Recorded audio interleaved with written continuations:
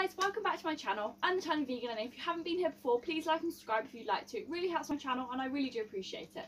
So in today's video we're doing vegan sources of calcium to really clear up this misconceptions that vegans are unhealthy and have a lot of deficiencies.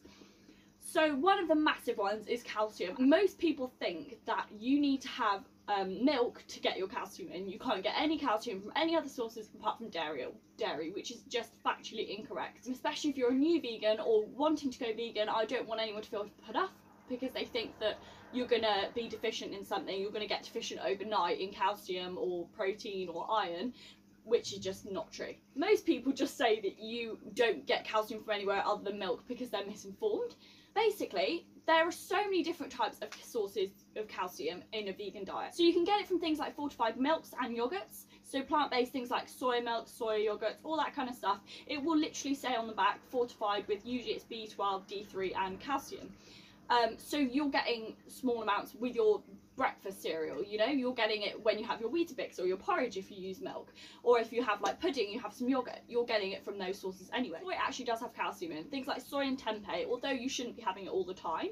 It does, like in moderation, obviously that's absolutely fine, and it does have calcium in it. Another thing is beans, legumes, pulses, seeds, all that kind of stuff actually does have calcium in as well.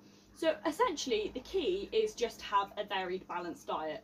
Pretty much anything that you do, whether you're vegan, vegetarian, meat eater, you need to have a varied and balanced diet, including loads of pulses, legumes, seeds, fruits and veggies.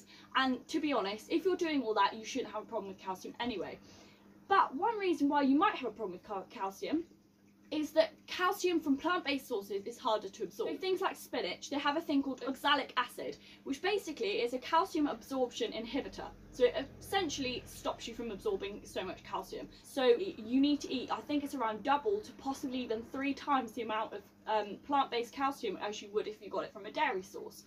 So oxalic acid stops you from absorbing it so well. It doesn't mean you don't absorb any, it just means you don't absorb as much. And then things like soy have something called phytic acid, which means that, again, it's a calcium inhibitor. So that could be why, let's say you might have a problem with calcium when you're on a vegan diet, but you think that you're eating very healthy, you're eating enough of the vegetables which are high in calcium, and soy and like fortified milks and things.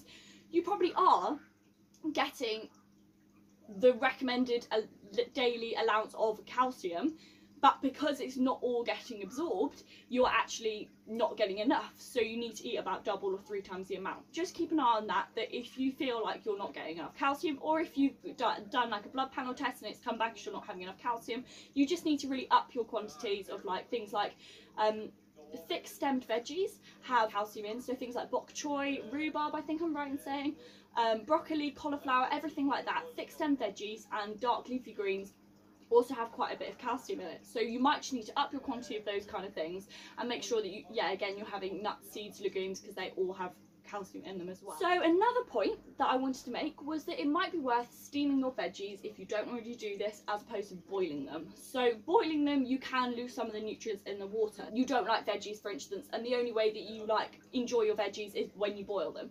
Then by all means boil them if that's the way that you'd eat them. Maybe if you boil them, make gravy out of the water, so you're not throwing away those nutrients which have come out of the vegetables during the cooking process. You're not throwing that down the drain. Another thing which might be preventing your body from absorbing so much calcium is if you are deficient or low in vitamin D. Is essentially the vitamin your body like makes when your skin's exposed to the sun.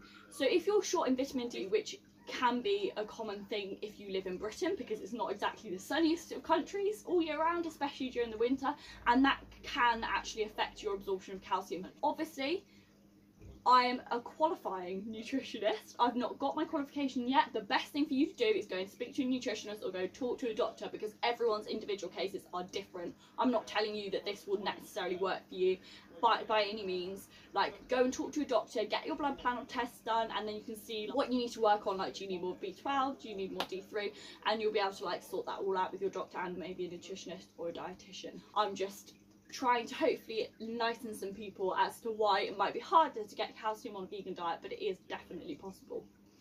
So I know that was a really quick video, but I just want to clear that up, and I didn't want to bore anyone, so I didn't want to make a really long video. But there will be more videos coming up like this one, so I will hopefully be doing videos, supplement videos, so supplements you should be taking on a vegan diet, vegan source of things like iron, protein, all that kind of jazz. So if you're interested in that kind of thing, stay tuned. Don't forget to hit the notification bell so you don't miss those videos. Please like and subscribe. I hope you have a lovely week, and I'll see you next time. Just a quick thing, guys, the EU are trying to bring in legislation which will change and control what vegan substitutes are called. They won't be allowed to be referred to as vegan alternatives or vegan oat milk or even vegan sausages. Instead, it might be vegan tubes, which to me sounds ridiculous. So if you're at all interested in learning more about this subject, Earthling Ed has a whole video on this topic which I'll leave in the description box if you want to check it out. There is also a petition you can sign if you want to, which will also be in the description box to try and stop this legislation from going forward.